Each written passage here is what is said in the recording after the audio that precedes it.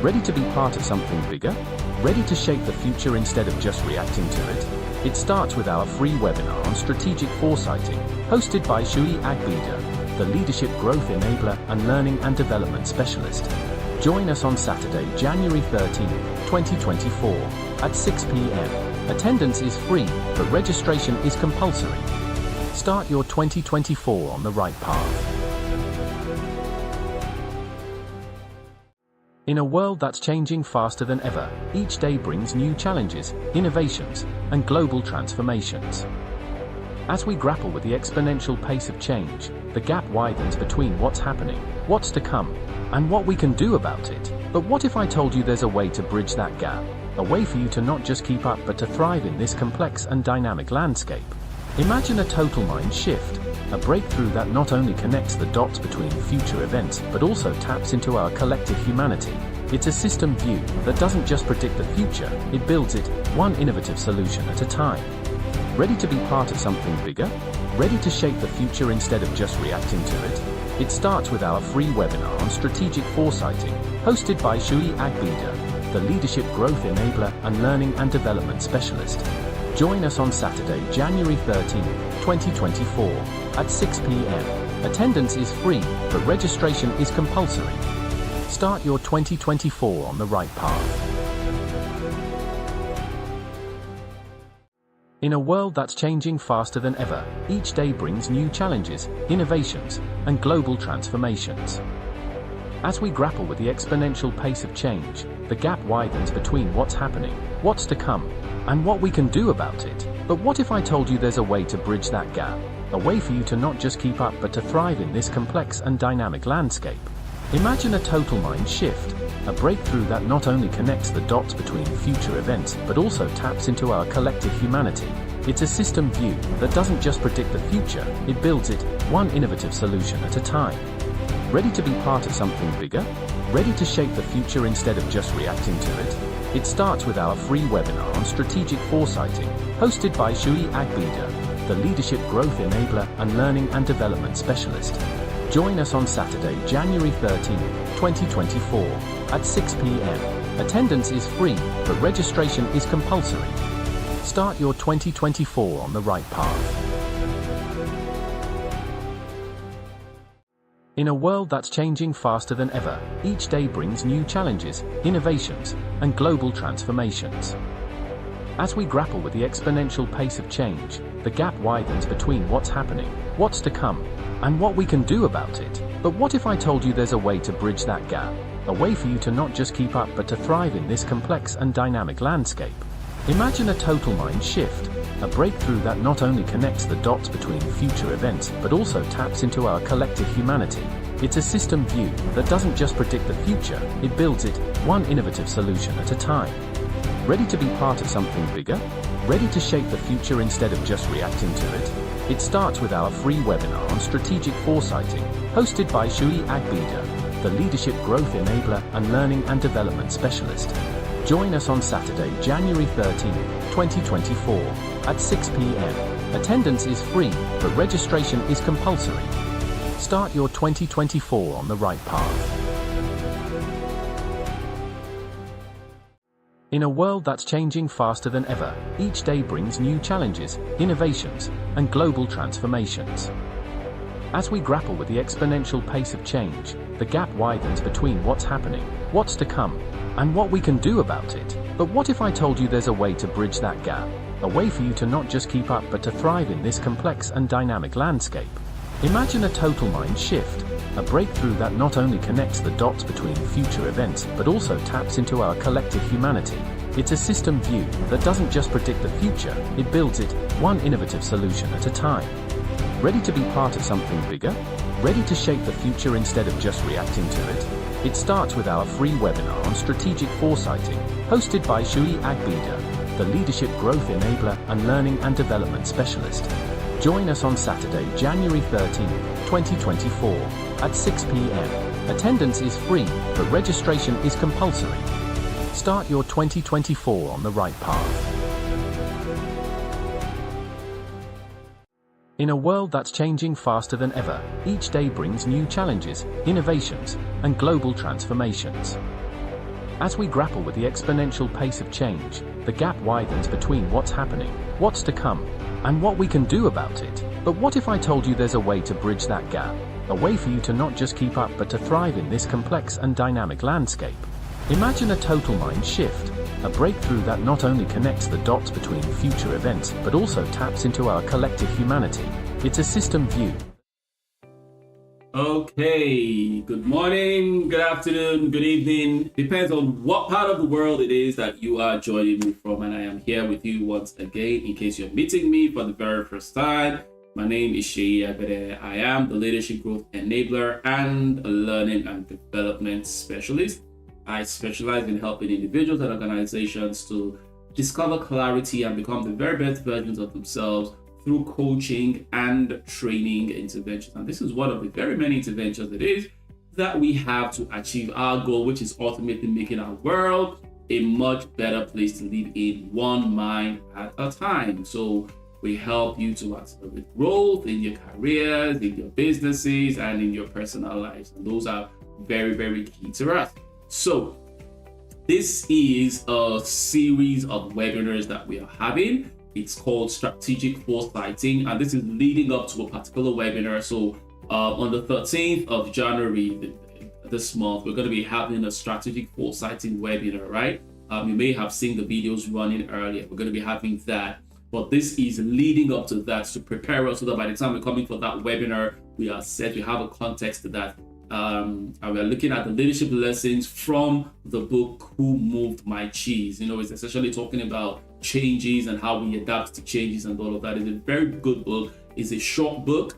It's a book that you can read in under an hour if you're dedicated to that. But I know some people may be seeing this for the very first time and would not have read the book before, or probably even been part of our webinars in the past, and you have an idea, but you just need a refresher. So what I'm going to do as usual is I usually play a short video that summarizes the book for us in about 3 minutes, so you get the gist of what it is that we're talking about. So I'm going to be playing that video for you very, very shortly. We are currently streaming on multiple platforms, so whatever platform it is that you're joining us from, we would like to know. So let us know. It's either you're joining us on Facebook, on LinkedIn, or on YouTube. We are live on all those platforms at the same time. So let us know in the comment section there what it is, where you're joining us from, what it is, if you have been a part of the series in the past, what you have learned from it, if you have any questions or whatever, just put all of those there. And if in case you have people that you know should be a part of this, pull everybody in. There's collective wisdom where we're all learning together and sharing our ideas together. So that's very important. So reach out to as many people as you know, send the links to them, let them know that we are live right now and we'll be doing this together. So I will be playing that video for you, and then so to give you a concept of what I'm talking about. And then when I return, we would fire in for the lesson for today. So I'll see you right after the video. Bye bye for now.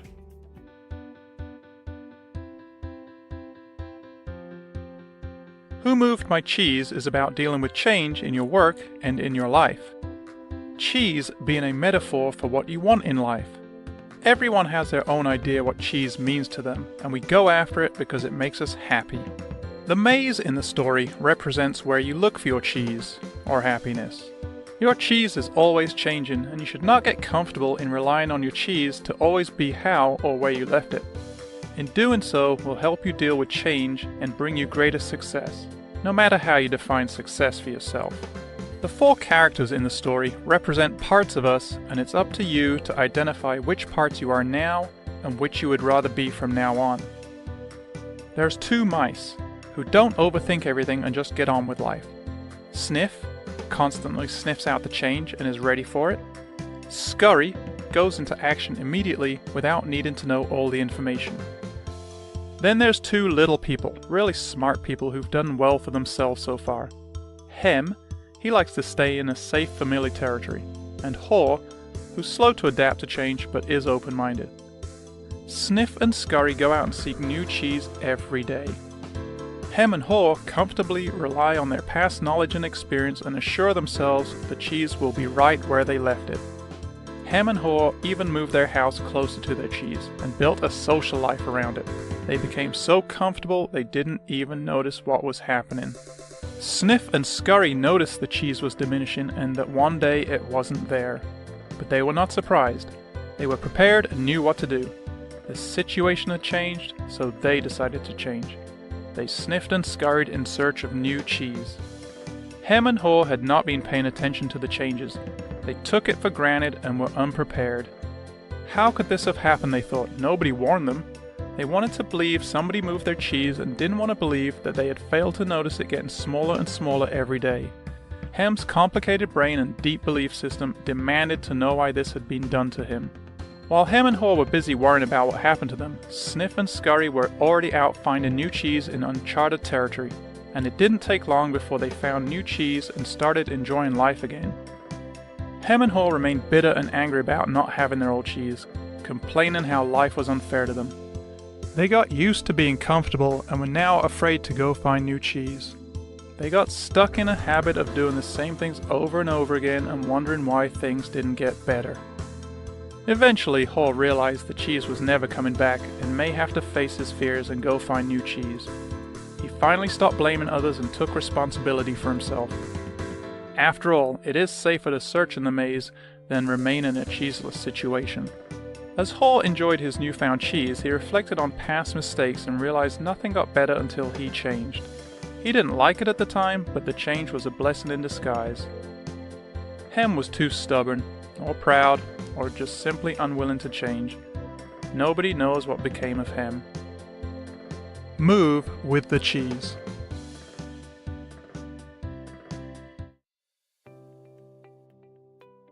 Alright, so you're welcome back. That's a summary of the video, of the book rather, that very short video.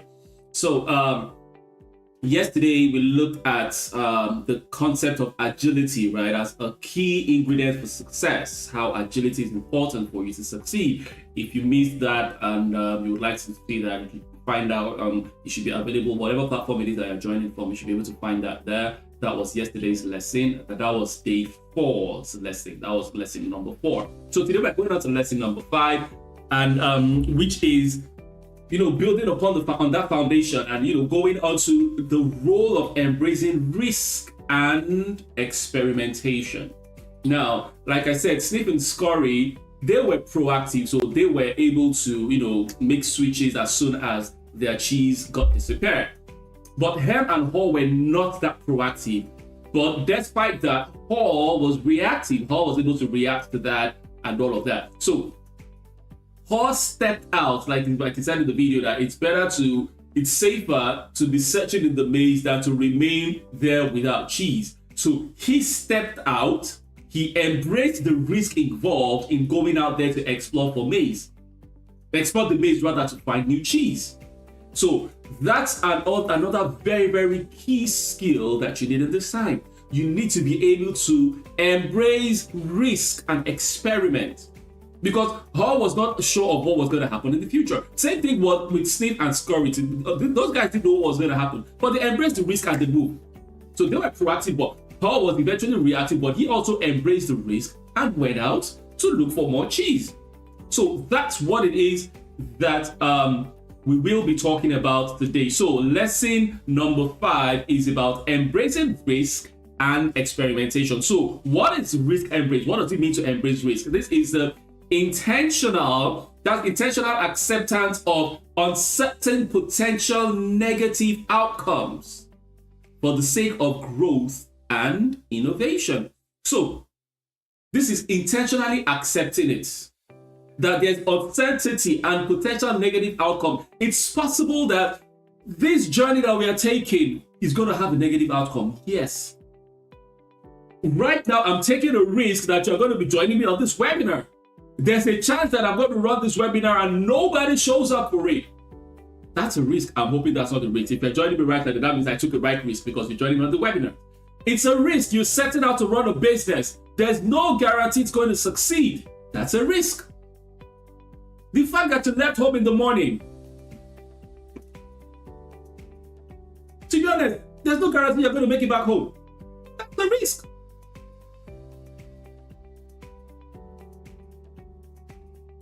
So it is intentionally accepting the uncertainty, and not just that it's uncertain, but there could be negative outcomes for the sake of growth and innovation. Because without risks, you don't grow. A seed does not grow unless it dies. Now, there's no guarantee in quotes that once it dies, it will grow, but it's a risk it has to take. It has to go through that risk in order to grow. A mother has to go through the risk of labor. There's no guarantee that the mother is going to survive it. But it's a risk the mother has to go through in order to bring forth new life. So that's what risk embracement is. And then experimentation. This is the systematic, take note, it is systematic, it's not just haphazardly. It's the systematic and purposeful testing of new ideas or methods to gain insight and drive innovation. So it's a systematic, there is a procedure, there is a system to it. It's not just doing things randomly. There's a system to it of testing new ideas or methods to gain insight and drive innovation. So that's what it is that we're looking at today. So let's talk about a few things about this. Now, in the face of uncertainty, leaders who embrace risk and encourage experimentation often discover new paths to success. You know, leadership is when you know where you're supposed to go to and you're taking people there, right? Now, sometimes the truth is the leader does not know the path to get there, but he has an idea of what there looks like. That's one key thing about leadership. The leader doesn't always know the way. But what the leader knows is, I know what the way looks like when I see it, so just come with me. That's what it is. So in face of uncertainty, it is when you embrace the risk and encourage experimentation that you can discover new paths to success. As the saying goes, the biggest risk is not taking any risk at all. It is risky not to take risks. Every business enterprise is risk. If you don't take risks, you don't. So for example, if I'm retail, I buy stuff and I sell stuff. What is the guarantee that if I buy stuff, people are going to buy it from me? What if they don't buy it from me? It rots in my store. That is a risk. But I go ahead and take that risk anyways. Because if I don't take the risk, I don't get the benefits. So it is a risk not to even take a risk. Like I said earlier, we're holding a webinar on the 13th of January. It is a risk. What if nobody shows up? But I trust that's not going to happen because they're going to show up. All right. Risk-taking and experimentation are not just about recklessness. Take note of that. It's not just being about reckless and doing things anyhow. They are about calculated steps. Remember, we talked about being systematic, and experiment is systematic. It's about taking calculated steps towards growth and innovation. So take note of that. It's not just about, I've said you should take risks. You just go ahead and do things anyhow. You see a new business coming out tomorrow. Well, I'm going to take a risk. I'm going to put all my life investment in that. I'm taking a risk. Hey, disclaimer, that's not what I mean, right? It's about taking calculated risks. Calculated risks. That's what we're talking about here. So, what is the quote for today?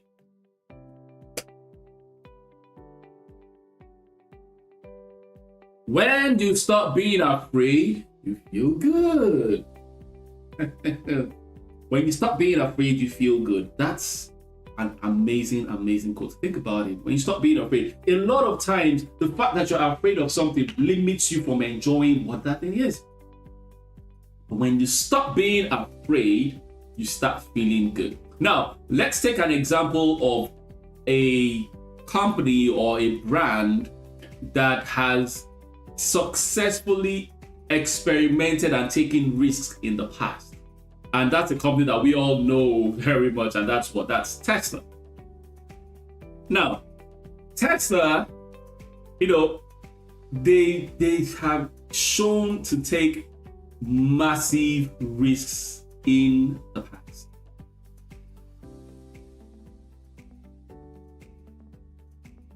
You know, I remember when Elon Musk was setting out on EV and all of that, you know, a lot of risks, people felt it was impossible. And he's experimented on so many things. He experimented on an armored car. He experimented on, well, the Tesla vehicles that, I mean, that's the most popular brand that he has and everybody knows. He's experimented on so many things. Are you aware he's even experimenting on a new mobile phone? And I think it's going to come out this year, or maybe it's even out already. And that mobile device is supposed to displace iPhones and all of that.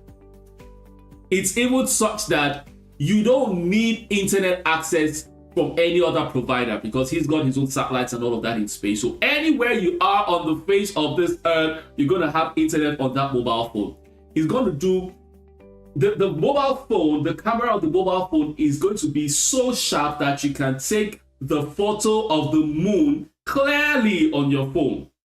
The front end of the front camera is going to be sharper than the back camera of the iPhone 15. And guess what? It's going to be sold for a quarter of the price of an iPhone 15. Isn't that a risk? That's the Tesla for you. Okay, I'm not here to market Elon Musk and his goods. I'm just giving you an example of someone that knows what taking risk is all about. Now, how do you now embrace risk and encourage experimentation? That's what I want to talk about now. Number one, risk assessment frameworks. You need to have a risk assessment framework. Develop a framework for assessing and categorizing risks. You need to know the level of risk before you enter into any dealings, any transactions, and all of that. Like I said, even leaving home in the morning is a risk. But the thing is, by the time you calculate the risk, okay, the risks, the chances of you making it back home are higher than the chances of you not making it back home. That's the only reason why you step out. Otherwise, you would not step out. If you heard that, I mean, there was bombing going on in the streets out there, you wouldn't go out because at that time you calculate your risk and you realize, you know what, it's more risky for me to go out there than to stay back home. So develop a framework for assessing and categorizing risks. That's number one. And then encourage your teams or the people that you work with or the people in your environment to evaluate the potential impact and benefit of taking calculated risks. Keyword there, calculated. Calculated risks. It's not just reckless risks. Calculated risks. So that's the first thing you need to do. Secondly, incentivize innovation. If you're a leader and you're working with people, encourage them to innovate and incentivize them. Give incentives. Have incentive programs to reward innovative ideas. I was talking about in another meeting. I was talking about Google, right? Google has a model of incentivizing their staff. Do you know that 20% of your time, if you're a Google staff, you use it to do whatever it is you want to do. Nobody monitors that time. 20% of time that you spend. And they expect you to use that time to innovate. And they know that for you to be able to innovate, you need freedom. So what they do is 20% out of the time you're working for them, they give you freedom to do whatever. And there's no manager that's going to be watching over what you do. Just do whatever it is you want to do. And the belief that makes them more creative. And they've been seeing the results from that. The Gmail that we all use today came as a result of one of the staff that he spent his own 20% time on. And there are so many other products that were developed as a result of things like that. So incentivize it. Encourage people to be innovative and then give rewards for that.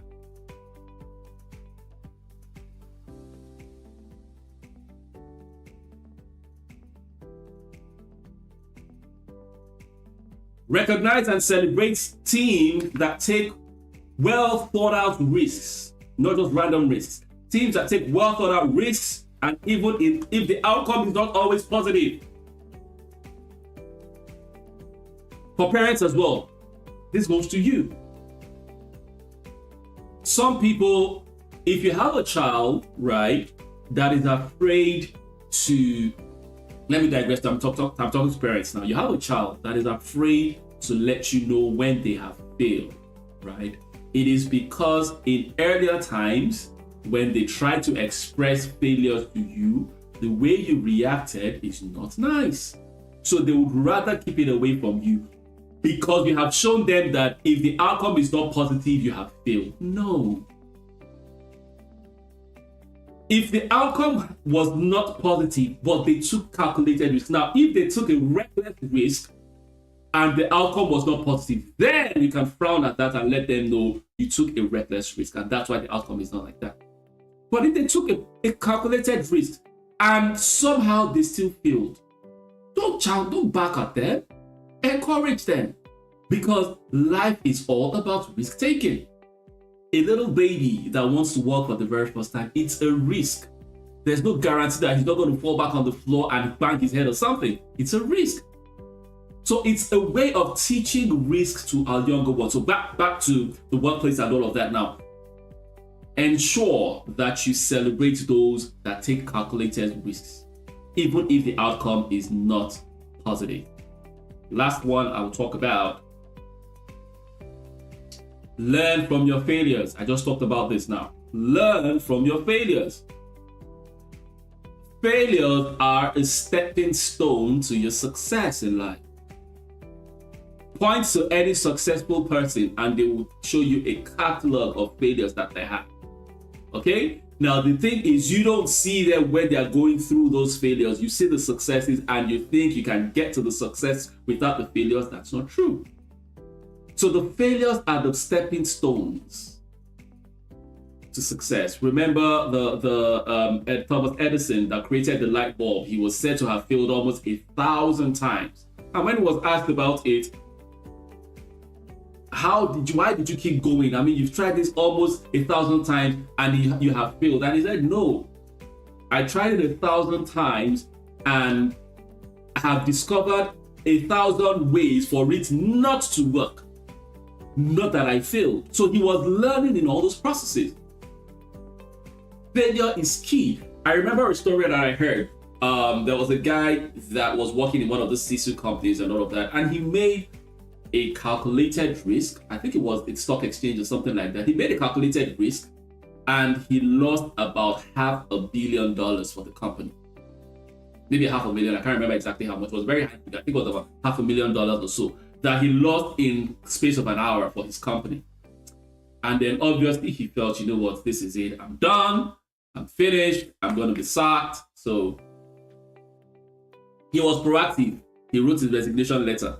And then he went to his boss and said, you know what, I've just failed. I just lost the company a huge amount of money. I know you're going to sack me anyway. So just like make it easy for you, here is my resignation letter. And his boss said to him, you serious? You think I'm going to accept that resignation letter from you? And he was wondering, and his boss said to him, you have just lost, let's say $500,000. You have just lost $500,000 for my company. Do you think what that means is you have now learned what it is like to lose $500,000?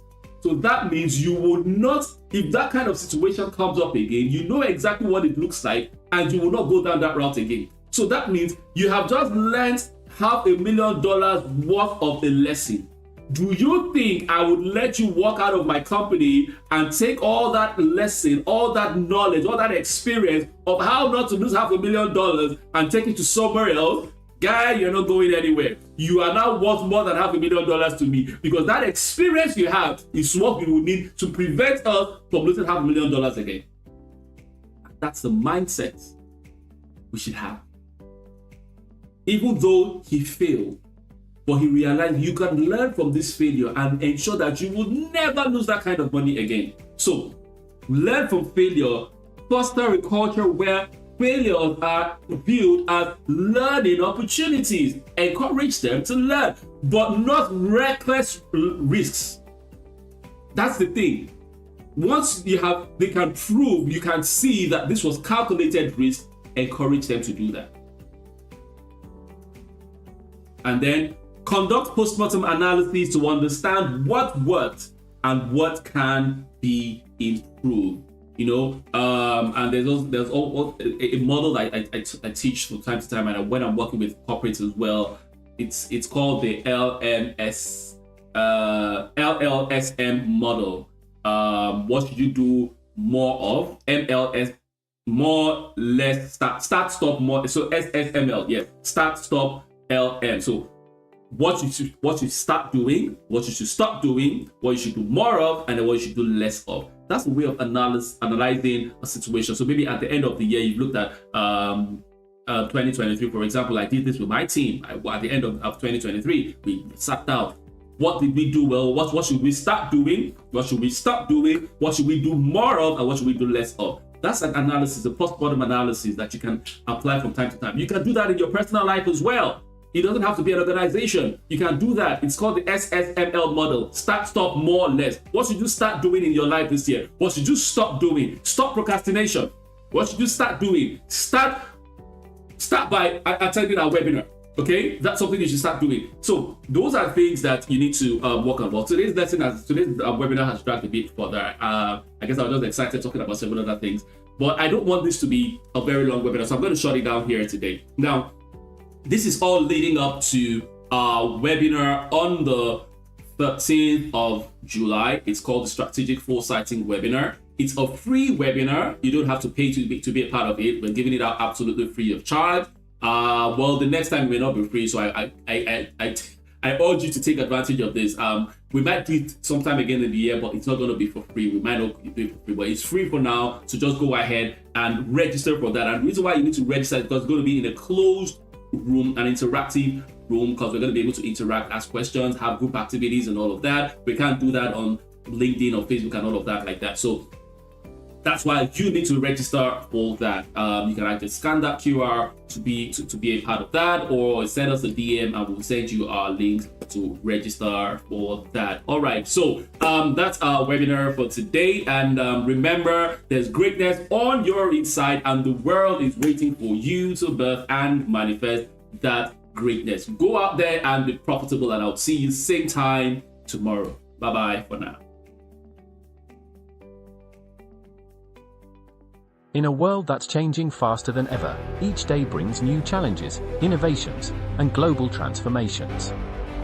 As we grapple with the exponential pace of change, the gap widens between what's happening, what's to come, and what we can do about it. But what if I told you there's a way to bridge that gap? A way for you to not just keep up but to thrive in this complex and dynamic landscape. Imagine a total mind shift, a breakthrough that not only connects the dots between future events but also taps into our collective humanity. It's a system view that doesn't just predict the future, it builds it, one innovative solution at a time. Ready to be part of something bigger? Ready to shape the future instead of just reacting to it? It starts with our free webinar on Strategic Foresighting, hosted by Shui Agbida, the Leadership Growth Enabler and Learning and Development Specialist. Join us on Saturday, January 13, 2024, at 6 p.m. Attendance is free, but registration is compulsory. Start your 2024 on the right path. In a world that's changing faster than ever, each day brings new challenges, innovations, and global transformations. As we grapple with the exponential pace of change, the gap widens between what's happening, what's to come, and what we can do about it. But what if I told you there's a way to bridge that gap? A way for you to not just keep up but to thrive in this complex and dynamic landscape. Imagine a total mind shift, a breakthrough that not only connects the dots between future events but also taps into our collective humanity. It's a system view that doesn't just predict the future, it builds it, one innovative solution at a time. Ready to be part of something bigger? Ready to shape the future instead of just reacting to it? It starts with our free webinar on Strategic Foresighting, hosted by Shui Agbida, the Leadership Growth Enabler and Learning and Development Specialist. Join us on Saturday, January